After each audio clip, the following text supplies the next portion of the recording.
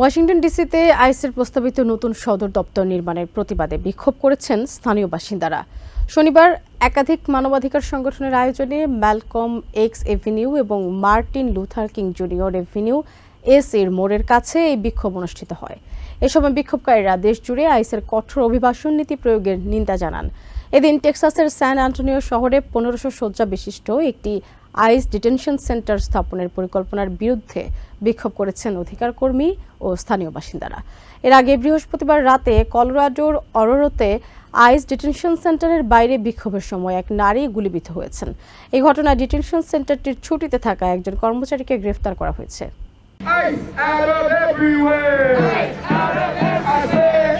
Washington ডিসির Saint Elizabeth ওয়েস্টে প্রায় $300 million নতুন আইস সদর দপ্তর নির্মাণের পরিকল্পনা করছে ট্রাম্প প্রশাসন।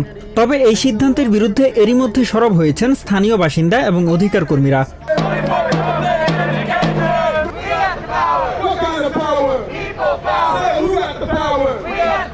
শনিবার ম্যালকম ওয়াশিংটন ডিসির এক্স অ্যাভিনিউ এবং Martin Luther king junior avenue এসির মোড়ের কাছে এই পরিকল্পনার প্রতিবাদে বিক্ষোভ অনুষ্ঠিত হয়।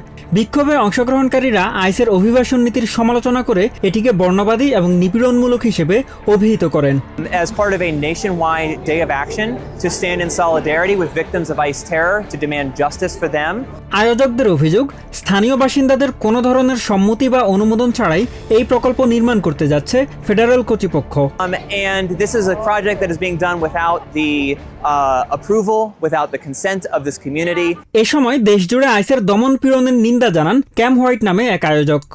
Communities everywhere are coming out to say that they resist and they reject the violence that ICE is unleashing on all of our communities. আরেক আয়োজক সালিম আদফের অভিযোগ, দেশজুড়ে মানুষকে হয়রানি ও আতঙ্কিত করার জন্য নতুন এই স্থাপনা তৈরি করা হচ্ছে। এই প্রকল্পের জন্য বরাদ্দ অর্থ এলাকার উন্নয়নে ব্যয় করারও দাবি জানান তিনি। We have resources that are being allocated to a facility that we don't need, whereas we're right here at the intersection of Malcolm X and Martin Luther King, and this has not been developed yet. So we need to have the development of this neighborhood.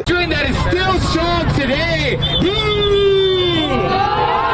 এদিকে টেক্সাসের স্যান Antonio শহরের একটি গুদামকে 1500 শয্যা বিশিষ্ট আইস detention সেন্টারে রূপান্তরের পরিকল্পনার বিরুদ্ধে বিক্ষোভ করেছেন শতাধিক বাসিন্দা এবং অধিকার কর্মীরা। She was receiving legal help with her very potent asylum case. We should have tried because we're not afraid to stand. বিক্ষোভে অংশগ্রহণকারীরা অভিযোগ করেন, এই ধরনের ডিটেনশন সেন্টার স্থানীয় বাসিন্দাদের উপর মানসিকভাবে দীর্ঘমেয়াদী প্রভাব ফেলবে। Texas has more concentration camps than any other US state. We do not want or need this. আরেক বিক্ষোভকারীর দাবি, নতুন নতুন ডিটেনশন সেন্টার স্থাপনের মাধ্যমে ফেডারেল কর্তৃপক্ষ কর্পোরেশনগুলোকে মুনাফা অর্জনের ব্যবস্থা করে দিচ্ছে। That holds migrants in private facilities where corporations profit per bed, per body. Mahmudul Hasan, TVN 24 news desk. New York থেকে সম্প্রচারিত TVN 24 টেলিভিশন বিশ্বজুড়ে বাঙালির কণ্ঠস্বর।